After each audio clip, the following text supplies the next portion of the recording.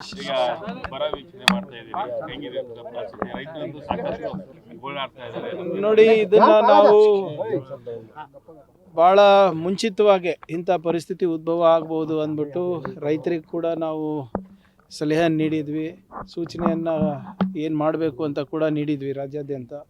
ಅದಲ್ಲದೆ ನಮ್ಮ ಉಪಮುಖ್ಯಮಂತ್ರಿಗಳು, ಕಂದಾಯ ಸಚಿವರು ಕೂಡ ಕೇಂದ್ರ ಸರ್ಕಾರಕ್ಕೆ ಬರೆದು ಮನವಿ ಮಾಡಿಕೊಂಡಿದ್ದಾರೆ, ನಮಗೆ ಯಾವ ರೀತಿ ಬರ ಪರಿಸ್ಥಿತಿ ಬರ್ಬೋದು ಅಂದ್ಬಿಟ್ಟು. ಅದೇ ನಿಟ್ಟಿನಲ್ಲಿ ಇವಾಗ ಏನು ನಮಗೆ ಸುಮಾರು 70-75% ಮಳೆಗಾಲ ಮುಗ್ದಿದ್ರೂ ಕೂಡ ಇಲ್ಲಿ ಒಂದು ಹನಿ ನೀರಿಲ್ಲ ಇಲ್ಲಿ. ಸೊ ಆದ್ದರಿಂದ ಇವತ್ತು ನಾವಾಗಿರ್ಬೋದು ಮತ್ತು ನಮ್ಮ ಬಸವರಾಜ ಮತ್ತಿಮೂಡವರು ಅವ್ರ ಕಾನ್ಸ್ಟಿಟ್ಯೂನ್ಸಿನಲ್ಲಿ ಒಂದೆರಡು ಕಡೆ ವೀಕ್ಷಣೆಯನ್ನು ಮಾಡ್ತಾಯಿದ್ದೀವಿ. ಇಲ್ಲಿ ತಾವು ನೋಡಿದ್ರೂ ಗೊತ್ತಾಗ್ತದೆ, ಇದು ಸಂಪೂರ್ಣವಾಗಿ ಉದ್ದು, ಹೆಸರು ಮತ್ತು ತೊಗರಿ ಕೂಡ ಯಾವುದೇ ರೀತಿಯಾಗಿ ಅದ್ರ ಬೆಳವಣಿಗೆ ಆಗಿಲ್ಲ.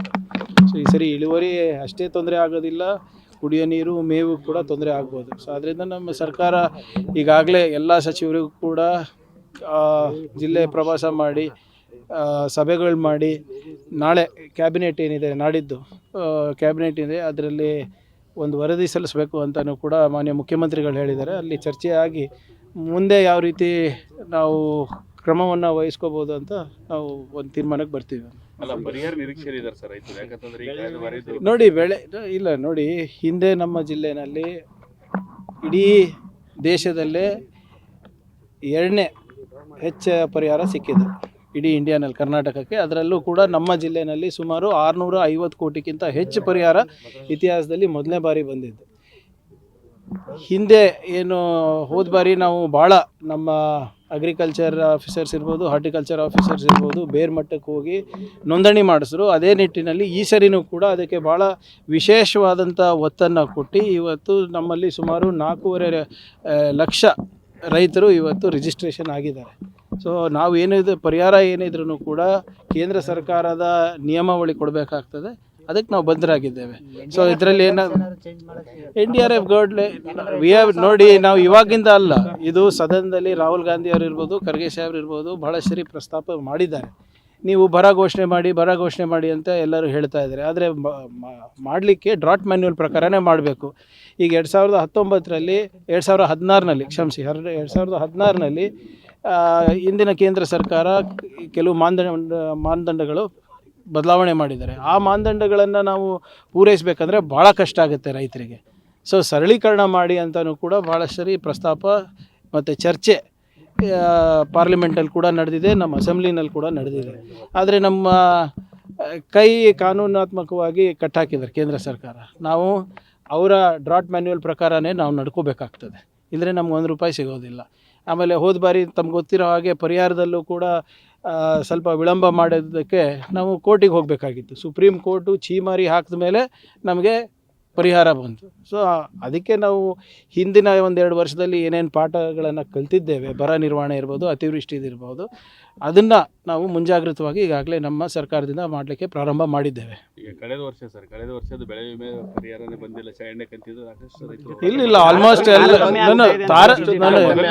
ತಾರತಮ್ಯ ಇಲ್ಲ ನೋಡಿ, ಸಮಾನವಾಗಿ ಯಾರಿಗೂ ಸಿಗೋದಿಲ್ಲ. ಈಗ ನೀವು 5 ಎಕರೆ ಹಾಕಿದ್ದೀರಾ, ನಿಮ್ಮ ಇಳುವರಿ ಜಾಸ್ತಿ ಇರ್ಬೋದು, ನಾನು 5 ಎಕರೆಗೆ ಹಾಕಿದ್ರೆ ನನ್ನ ಇಳುವರಿ ಕಮ್ಮಿ ಇರ್ಬೋದು. ಅದ್ರ ಪ್ರಕಾರ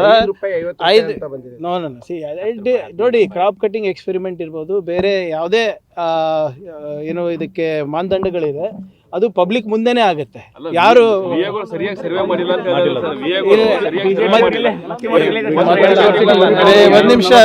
ಒಂದ್ ನಿಮಿಷ ಮತ್ತಿಮೂಡವರಿಗೆ ನನ್ನ ಜೊತೆನೇ ಇದ್ದಾರೆ ಅಂದ್ರೆ ಈ ವಿಚಾರದಲ್ಲಿ ಎಲ್ಲರೂ ಒಂದೇ ಅಲ್ವಾ?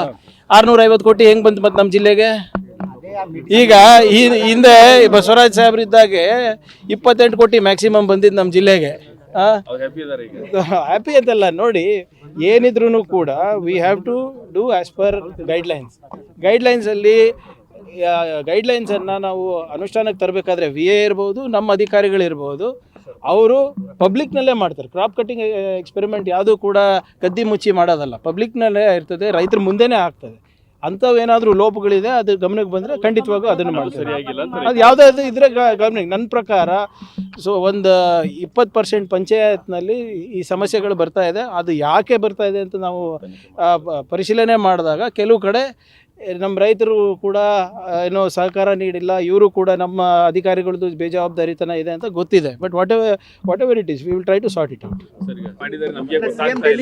ನೋಡಿ, ನಾನು ಭಾಳ ಸ್ಪಷ್ಟವಾಗಿ ತಮ್ಮ ಮುಂದೆ ಹೇಳಿದ್ದೇನೆ. ನಾನು 135 ಜನ ಇದ್ದಾಗ ಪ್ರಾದೇಶಿಕ ಪ್ರಾತಿನಿಧ್ಯತೆ ಅಥವಾ ಸಾಮಾಜಿಕ ನ್ಯಾಯ ಕೊಡೋದು ಭಾಳ ಕಷ್ಟದ ಕೆಲಸ. ಅದರಲ್ಲೂ ಕೂಡ ಒಂದು ಪ್ರಾಮಾಣಿಕ ಪ್ರಯತ್ನ ನಮ್ಮ ವರಿಷ್ಠರಿಂದ ಆಗಿದೆ. ಈಗ ಅದರಲ್ಲಿ ಎಲ್ಲರಿಗೂ ಕೂಡ ಸಮಾಧಾನ ಮಾಡಲಿಕ್ಕೆ ಆಗೋದಿಲ್ಲ. ಹೈಕಮಾಂಡ್ ಏನು ಡಿಸಿಷನ್ ತೊಗೊಂತೆ ಅದಕ್ಕೆಲ್ಲರೂ ಬದ್ಧರಾಗಿದ್ದಾರೆ ಅಂತ ಕೂಡ ನಾವು ಹೇಳಿದ್ದಾರೆ. ಹೌದು, there are lot of deserving people, ಇಲ್ಲ ಅಂತ ಯಾರೂ ಹೇಳ್ತಾ ಇಲ್ಲ. ನಮ್ಮಲ್ಲಿ ನಾಯಕತ್ವದ ಕೊರತೆನೂ ಇಲ್ಲ, ಸಾಮರ್ಥ್ಯದ ಕೊರತೆನೂ ಇಲ್ಲ. ಕಷ್ಟ ಏನಪ್ಪ ಅಂದರೆ ಬರೀ 15% ಅವ್ರಿಗೆ ಮಾಡ್ಬೋದು ನಾವು. 224ನಲ್ಲಿ ಬರೀ 15%ಗೆ ಮಾಡ್ಬೋದು, 33 ಜನಕ್ಕೆ ಮಾಡ್ಬೋದು ನಾವು. ಸೊ ಸ್ವಲ್ಪ ಸಹಜವಾಗಿ ಕಷ್ಟ ಅಲ್ಲ. 135 ಇದ್ದಾಗ 30 ಜನಕ್ಕೆ ಮಾಡು ಅಂದರೆ ಯಾರಿಗೆ ಬಿಡೋದು, ಯಾರಿಗೆ ಹಿಡಿಯೋದು ಹೇಳಿ? ಅದು ಅವ್ರು ಚರ್ಚೆ ಮಾಡಿರ್ತಾರಲ್ಲ ಇವರೇ. ನೋಡಿ, ಅದೇ ದಟ್ ಈಸ್ ಪ್ರೆರೋಗೇಟಿವ್ ಆಫ್ ಪಾರ್ಟಿ ಅಲ್ಲ. ಇದು ನೀವು ಮಾಧ್ಯಮದಲ್ಲಿರೋದು, ನಮ್ಮಲ್ಲಿ ಏನು ಚರ್ಚೆ ಆಗಿಲ್ಲ. ನೋಡಿ, ಕ್ಯಾಬಿನೆಟ್ ಎಲ್ಲಿ ಯಾರು ಇರೋದು ಬಿಡೋದು ನನ್ನ ಆದ್ಯತೆ ಅಲ್ಲ, ಮುಖ್ಯಮಂತ್ರಿಗಳ ಆದ್ಯತೆ. ನೀವು ಮುಖ್ಯಮಂತ್ರಿಗಳ ಪ್ರಶ್ನೆ ನನ್ನ ಕೇಳಿದ್ರೆ ನಾನು ಏನು ಹೇಳೋಕ್ಕಾಗ್ತದೆ? ಹೋಮ್ ಮಿನಿಸ್ಟರ್ ಜವಾಬ್ದಾರಿ ಕೊಟ್ಟಿದ್ದಾರೆ ಅಂತ ಹೋಮ್ ಮಿನಿಸ್ಟರ್, ತೆಗೆದ್ರೆ ಕಾರ್ಯಕರ್ತ.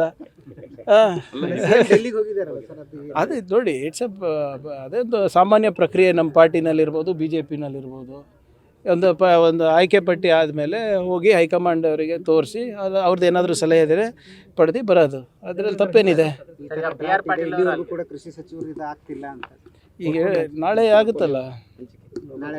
ನೋಡಿ, ನಾನು ಹೇಳ್ದಂಗೆ ಎಲ್ಲ ಜಿಲ್ಲಾ ಉಸ್ತುವಾರಿಗಳು ಇದ್ದಾರೆ. ಇದಕ್ಕೋಸ್ಕರ ವಿಶೇಷವಾಗಿ ನೇಮಕ ಮಾಡಿದ್ದಾರೆ ಮುಖ್ಯಮಂತ್ರಿಗಳು. ಯಾವುದೇ ರೀತಿಯಾದಂಥ ತೊಂದರೆ ಆಗಬಾರ್ದಂತ ತಾನೇ ಮಾಡಿರೋದು. ಈಗ ನೀವೇನೇ ಹೇಳ್ಬೋದು, ಒಂದು ಮಾತ್ರ ಒಪ್ಪಬೇಕಾಗ್ತದೆ. ಕಳೆದ 2-3 ವರ್ಷದಲ್ಲಿ ಹಿಂದೆ ಕಾಣದಷ್ಟು ನಮಗೆ ಪರಿಹಾರ ರೈತರಿಗೆ ನಾವು ತಂದು ಕೊಟ್ಟಿದ್ದೀವಿ ನಮ್ಮ ಜಿಲ್ಲೆಯಲ್ಲಿ ಮತ್ತು ನಮ್ಮ ರಾಜ್ಯದಲ್ಲಿ. That is undebatable. Drinking water ಭಾಳ ಸಮಸ್ಯೆ ಇದೆ ಸರ್, ಕಲುಷಿತ ನೀರು ಬರ್ತಾ ಇದೆ.